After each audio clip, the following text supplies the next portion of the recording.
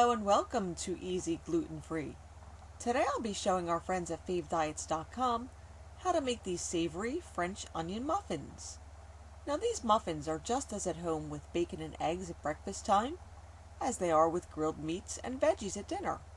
These muffins, as you might have guessed, get their inspiration from French onion soup, which gets its incredible flavor from the process of caramelizing the onions and from the melted Gruyere cheese that tops it all off. But we can get away with a lot less cheese in this one, so we really won't be overdoing it too much.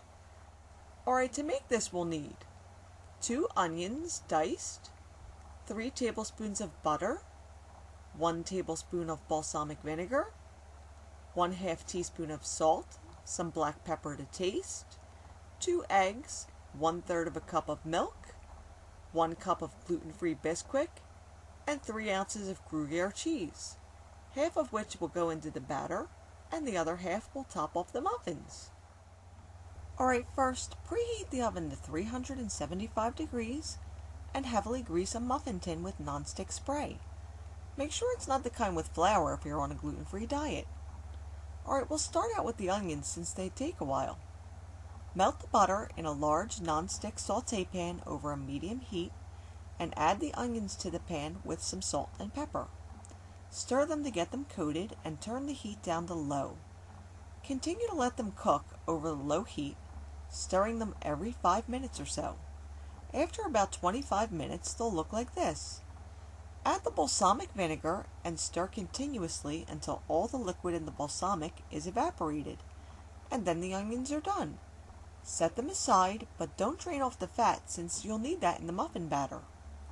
Alright, now to make the batter, whisk the eggs and milk together. Then switch over to a rubber spatula and stir in the Bisquick.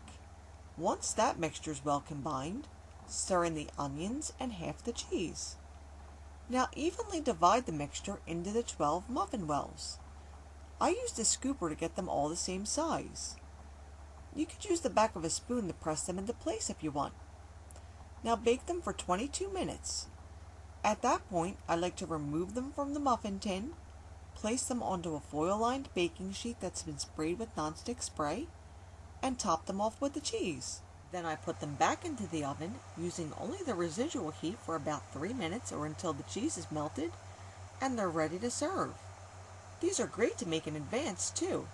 Then right before you want to serve them, you can put them on the cookie sheet, with the cheese, in a 350-degree oven for a few minutes, and they'll be all warm and melty. These are a fantastic addition to dinner. With beef, chicken, or fish, they're a great alternative to bread. You could also double the recipe and make them taller if you'd like. But I like the ratio of cheese and crispy edges in a shallower muffin. So whether you're ending your day or starting off your morning, I really hope you'll give these unusually tasty muffins a try. And if you'd like to see the recipe in print, you could always visit my blog. And for more free, healthy recipes and tips for virtually any diet, visit my friends at favediets.com. See you again soon.